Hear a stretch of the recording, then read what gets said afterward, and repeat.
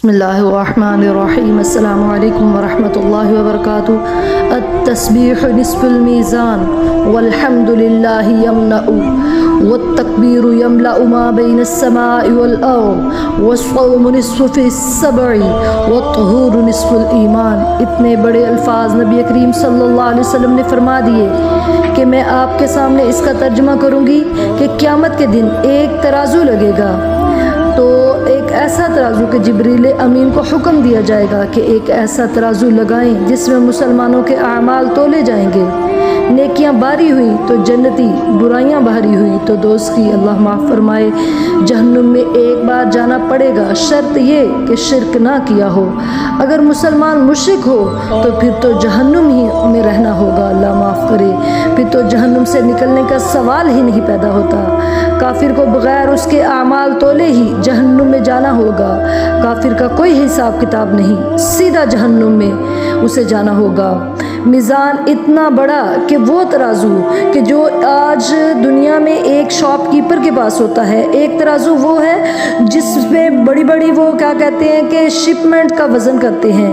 یہ ایک ایسا ترازو ہے جو قیامت کے دن ہوگا کہ جس کے بارے میں صحابہ اکرام رضوان اللہ علیہم اجمعین فرماتے ہیں کہ لو وضعت السماوات والارض ومن فیہن فی قطہ، یعنی اگر 14 کے 14 طبق اور جو کچھ ان کے خلا میں ہے وہ سب ایک پلڑے میں ڈال دیا جائے تو ایک پلڑا بھی نہیں بھرے گا۔ کتنا بڑا یہ ترازو ہے، لیکن نبی کریم صلی اللہ علیہ وسلم نے فرمایا کہ جو ایک بار، بس ایک بار سبحان اللہ پڑھتا ہے تو آدھا پلڑا نیکیوں سے بھر جاتا ہے۔ سبحان اللہ، سبحان اللہ۔ اور پھر والحمد للہ یملأ، اور خوش ہو جاؤ کہ جو مسلمان دل کی خوشی کے ساتھ اللہ کا شکر ادا کرتے ہوئے الحمدللہ کہتا ہے تو ترازو کے دونوں پلڑے لبالب نیکیوں سے بھر جاتے ہیں۔ سبحان اللہ، ماشاء اللہ۔ والتکبیر یملأ ما بین السماء والارض، آگے فرمایا کہ زمین و آسمان کا خلا جو ہے وہ 500 سال کا ہے۔ 500 سال کا سفر کریں تو پہلا آسمان آئے گا،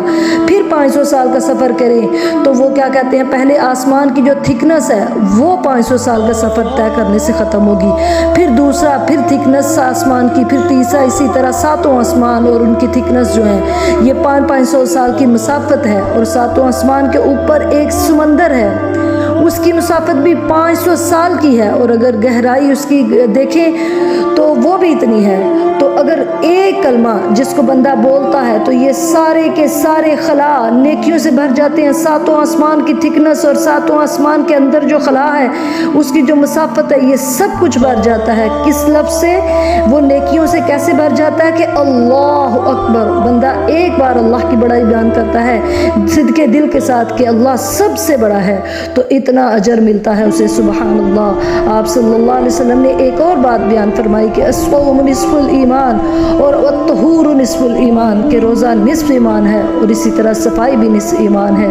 اس لیے ہمیں زیادہ سے زیادہ چاہیے کہ چلتے پھرتے سبحان اللہ، الحمدللہ، اللہ اکبر، اور روزے خاص طور پر رمضان کے باقاعدگی سے رکھیں اور پھر صفائی کا خاص خیال رکھیں تو انشاءاللہ تعالی مجھے امید ہے اللہ کے فضل و کرم سے کہ قیامت کے دن ترازو کے پلڑے نیکیوں سے بھر جائیں گے اور اللہ ہمیں بغیر حساب کتاب کے جنت الفردوس میں اعلیٰ جگہ عطا فرمائیں گے۔ لیکن شرط کیا ہے کہ اللہ تعالی ہمیں شرک و بدعات سے محفوظ فرمائے، آمین۔ السلام علیکم ورحمۃ اللہ وبرکاتہ۔